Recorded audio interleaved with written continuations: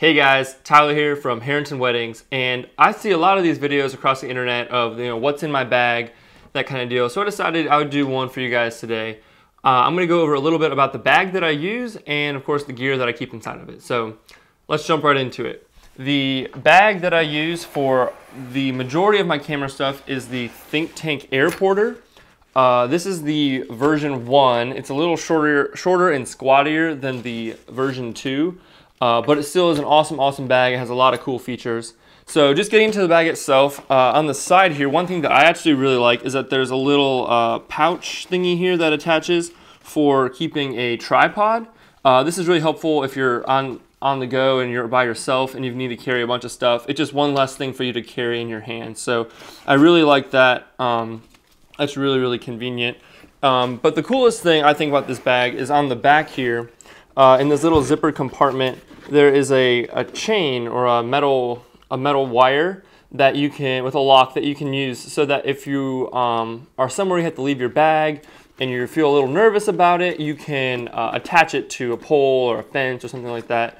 And I actually like to, if I have to leave my bag in my car for a long time, I have like a cargo hook in the back, and I'll actually attach this to the cargo hook in my car. So that way, if for some reason someone tried to break into my car trying to steal my bag, it would just make it that much more difficult for them. It's not foolproof exactly, but it makes me feel better. So, and then the other cool thing is that on the side here, I don't know how well you can see it, but on the side here, there's a little lock that you can, it locks the zippers in here so that people can't even unzip the bag. And it's cool because it has a little TSA lock on it, so that if you take it through the airport or something like that and they need to check it, the TSA agents can actually unlock it without your passcode, so they can check it without any issues. So that's kind of cool.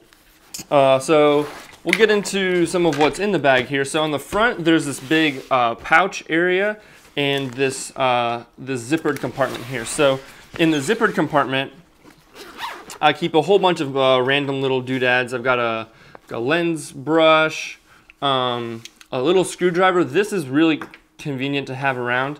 It helps me to tighten the tripod plates that I use for a lot of my video gear. So that's really clutch to have in there. We've got some lens cleaning cloths, a whole bunch of them.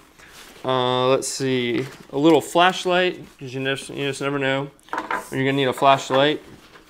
I keep a Leatherman's tool. Again, you just never know what's going to come up. It's always good to be prepared. There's a bunch of lens cleaning cloths in here, and this is a credit card reader for Pay Anywhere. So if I need to take a payment while I'm doing a shoot or something like that, I have this in here just in case I need it. So that's what I keep in this top zippered part. And then in here, I keep, there's the, this is the Thinktank. This comes with the bag. It's a rain cover. If for some reason it starts pouring down rain, this slips over the front and it makes it so your bag won't get as wet. That's really important to have. And the other thing that I have in here is my Black Rapid double strap.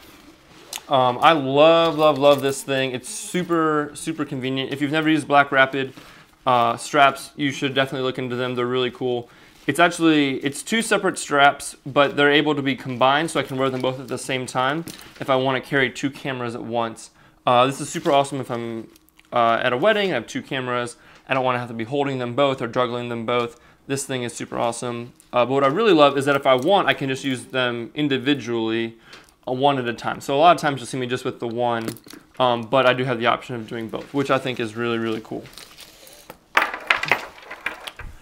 All right, so now getting into the actual bag itself. All right, so when I first bought this bag, it was way bigger than what I needed. I barely had enough gear to actually fill the bag itself. And it felt kind of silly spending all this money on this bag that I could barely fill. But I'm super glad that I did. So if you're looking to buy a bag, I highly suggest that you buy one bigger than the gear that you have, because otherwise you're just going to have to buy a new one in 6 months when you start buying more gear. So right now it's kind of packed to the brim and kind of not exactly laid out the way I would love to have it, just because I have kind of too much stuff for all the different pockets I have, but it gets the stuff there, it keeps it safe, and that's all that really matters. So starting off with the cameras, and this hole right here, Normally I would have the 6D, but that's recording me right now. So that goes in here. This is a little card reader. I know they make a Pelican version. This is just a cheap one I got off Amazon, but it's awesome. It holds a ton of cards, CF and SD cards, both in the same wallet. It's waterproof, it's shockproof, so it can't get crushed or anything like that. So that's really, really convenient to hold all your cards.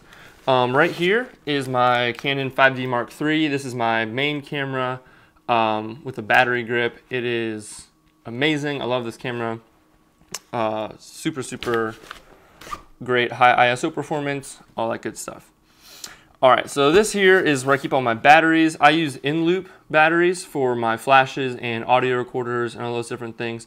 They're rechargeable batteries and they have a really long recharge life cycle, so you can recharge them a bunch of times and they just perform really, really well. I have a bunch of miscellaneous Canon batteries in here. I think I have 7 of them now. I tried buying some of the knockoff ones at one point and they just didn't last very long. They didn't hold a charge very well, and within months I needed to replace them. So I definitely suggest you get the Canon ones. They're kind of expensive, but they'll be worth it in the long run. All right, so those are all the batteries and stuff. So let's see here. We'll get into the lenses now. So the first lens here is this is the Canon 28 1.8. This is a super, super great lens. It doesn't have very much distortion around the edges. It's pretty affordable for a wide angle lens like this, and it's short, which is really cool. So it's really light and easy to carry around. The next lens in here, let's see if I can get it out. This is one of my favorite lenses, the Canon 50mm 1.2. This is an L series lens, so it's pretty expensive, but it just has beautiful, beautiful color and beautiful bokeh. I really, really, really love this lens. All right, so over here we have the Canon 35mm 1.4. Again, an L series lens, so it's a little pricey, but beautiful, beautiful lens. I use this mostly for group shots. It's a perfect lens for that, and a lot of dancing footage at the end of the night. Really, really love this lens. Right here we have the Canon 85 1.8. And this has seriously become one of my favorite lenses since I bought it. I would really, really love to have the 85 1.2. It's on my wish list for sure. But in the meantime, this is a great, great option, and it's about 1/5 of the price. This is only about 500 bucks compared to the 2,500 you'll have to spend on the 1.2. I just really love this focal length for portraits and for lots of different things. And this is a really, really solid lens. It focuses really fast. Which is a really big downside to the 1.2. It's really slow. So this one is great because it focuses really fast. It still gives you great bokeh. It's really sharp.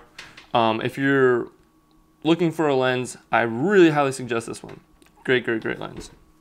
And last but not least, over here we have the Canon 100mm macro 2.8. This is great for all detail shots and ring shots and things like that, but it's also a really great portrait lens. It's super, super sharp. It's one of the sharpest lenses that I own for sure, and it has image stabilization in it, so I'll use it if it's a really, really dark situation and I need a little bit of reach. This is the lens I'll go to because it has an image stabilization in it. So this is a great lens. If you're doing any sort of macro work, highly, highly suggest this lens.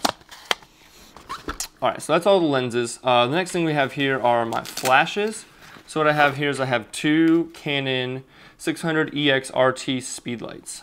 These are a pretty new addition to my bag here, but these are awesome. I've used them for a couple different things randomly throughout the off season, but these are great because they don't require a pocket wizard or any other sort of radio transmitter device.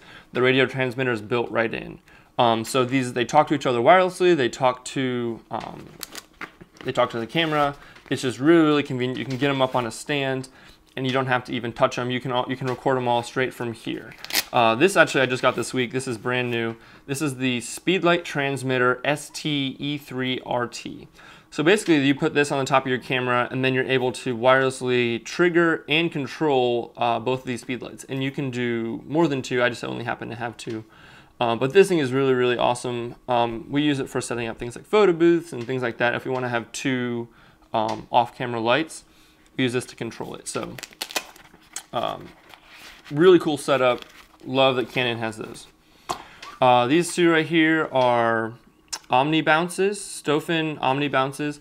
These go on top of the flashes, and they help to just kind of distribute the light a little bit, so it's not all in one direction. It kind of softens it and shoots it out into the room. These are really, really great to have. I use these mostly for when I have the flash on camera. It helps to just soften it a little bit. In here we just have, your normal battery chargers. We've got 3 of them now.